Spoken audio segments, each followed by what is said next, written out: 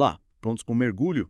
Hoje a gente vai explorar o livro Encontro com a Paz e a Saúde. Psicografado pelo Divaldo Franco, né? Isso, ditado pela veneranda Joana de Ângeles. Uma obra profunda, Yes. que analisa a jornada humana desde o comecinho. É verdade. E a gente vai descobrir como tudo isso se conecta com os desafios que a gente enfrenta hoje em dia, tipo, lá no início, com um homem primitivo. Ah, nossa, o livro descreve essa época de um jeito tão vívido, né? A luta pela sobrevivência, a busca por alimento. Por intensidade. E o mais legal é que ele usa essa época para a gente se entender melhor hoje. Total. O livro mostra como a gente lidava com medo, por exemplo. Como isso moldou as primeiras religiões. E até a estrutura das leis. Incrível pensar que a nossa necessidade de segurança lá de trás influenciou a sociedade até hoje. Pois é, e a descoberta do fogo, hein? Imagina a sensação de poder que eles sentiram. Não só a segurança física, mas a chance de cozinhar, né? O que ajudou o nosso cérebro a evoluir. É como se o fogo tivesse aceso a nossa consciência, abrindo caminho para a linguagem, para tudo que veio depois. E aí o livro destaca a importância da verbalização, de dar nome às coisas, sabe? De criar símbolos, palavras. É. E essa evolução da linguagem permitiu que a gente se comunicasse, se organizasse, construísse o mundo que a gente conhece. Mas essa evolução também teve um lado, digamos, sombrio, né? O livro fala do medo, principalmente o medo da morte. Uhum. Que impulsionou rituais, crenças, as primeiras religiões. É como se a gente buscasse algo para nos proteger do desconhecido.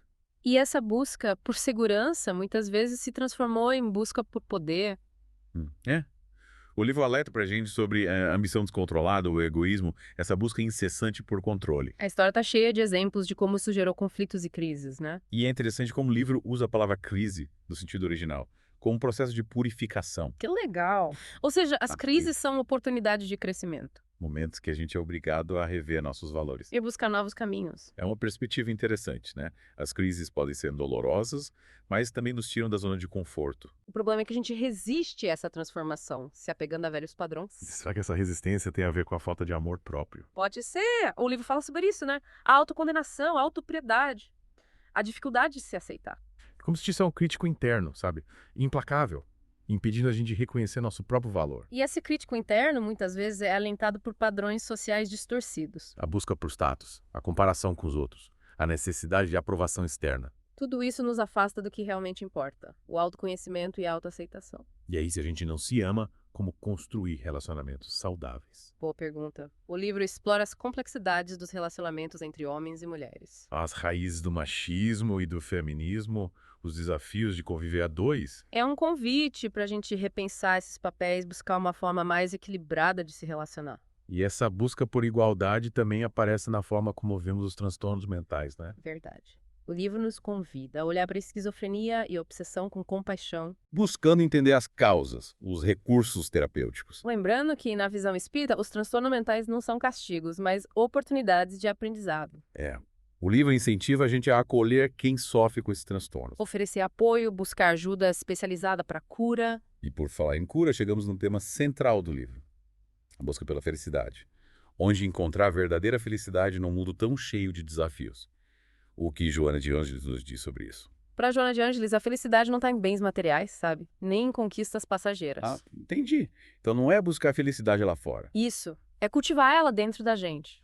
O livro fala sobre nutrir o amor, a compaixão, a fé. Se isso se conecta com a construção de um mundo melhor, né? Totalmente. O livro incentiva a solidariedade, a fraternidade, construir um mundo mais justo. Mas e na prática? Como a gente faz isso? Onde a gente busca essa paz, essa felicidade, mas não sabe por onde começar. O livro dá várias dicas. Ele fala da importância do autoconhecimento, de superar o ego, buscar a verdade, cultivar a espiritualidade. E por falar em autoconhecimento, me chamou a atenção como o livro aborda a sexualidade. É um tema que ainda causa muito tabu, né? Mas a Joana de Ângeles trata de forma aberta, esclarecedora. E ela deixa claro que essa visão positiva da sexualidade não se limita só a relações heterossexuais. Claro, o livro fala sobre a diversidade, né? A importância da tolerância, da compaixão. Quebrar paradigmas. Sim, o amor e o respeito devem estar em todas as relações, independente da orientação sexual. Mas o livro também fala de responsabilidade, né? Não é só liberar a sexualidade, mas vivê-la de forma consciente. Exatamente.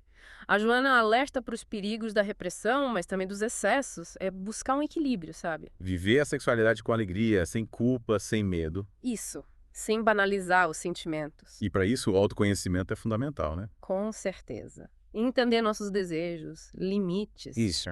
para construir relacionamentos saudáveis de verdade. E esse processo de autoconhecimento leva a gente para outro nível da jornada, né? Conquista da consciência. É como se a gente abrisse os olhos para uma nova dimensão.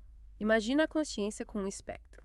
O livro mostra onde a gente pode estar preso nesse espectro e como avançar. Mas a jornada não é fácil, né? A gente carrega bagagem do passado, traumas, medos. Coisas que impedem a gente de alcançar a plenitude da consciência. Mas o livro também mostra que a busca pelo autoconhecimento, a superação do ego, a espiritualidade, Tudo isso ajuda a gente a superar os obstáculos. é como limpar as lentes da percepção, sabe? Remover as camadas de ilusão que escondem a verdade. E quando a gente enxerga essa verdade, o que acontece? O livro fala da busca pela iluminação interior, mas o que isso significa? É um processo de autodescoberta, de superar os limites do ego, se conectar com a nossa essência divina. O caminho que exige esforço, mas que leva à felicidade, à paz interior. E a gente pode se inspirar em figuras como Gandhi, Buda, Jesus. O livro mostra que a iluminação não é para poucos, mas para todos que buscam a verdade. Exato. E essa busca nos leva a confrontar a morte.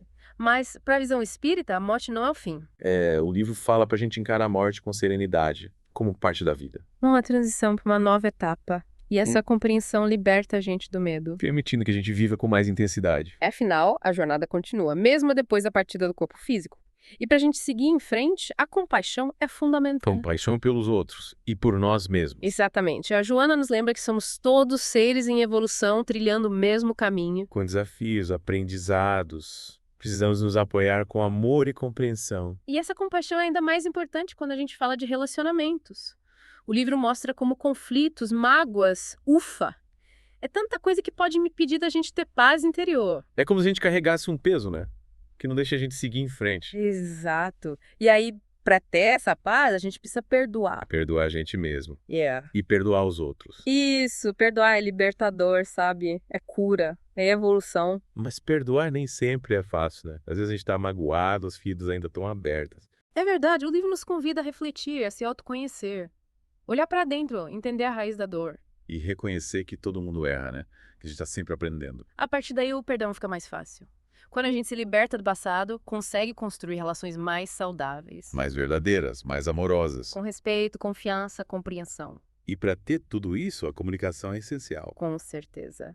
O livro fala da importância de uma comunicação clara, honesta, assertiva. Expressar o que a gente sente, ouvir com atenção, buscar o diálogo. É isso que fortalece as relações, evita mal-entendidos. A Joana de Ângeles podia ter resumido tudo com falem, né? Compartilhem. A comunicação é a chave para resolver as coisas, construir relações duradouras. E para essa comunicação funcionar de verdade, a gente precisa de empatia. Se colocar no lugar do outro, ouvir com o coração. É construir pontes, né? Conexão, harmonia. Que bonito. E para a gente finalizar nosso mergulho no encontro com a paz e a saúde, o que mais a gente leva dessa obra? Acho que a grande mensagem é o convite para a jornada do autoconhecimento. A Joana de Ângeles dá um mapa para a gente. Um guia para a cura interior, felicidade de verdade. E para seguir esse caminho, o livro lembra da importância do amor, do perdão, da compaixão.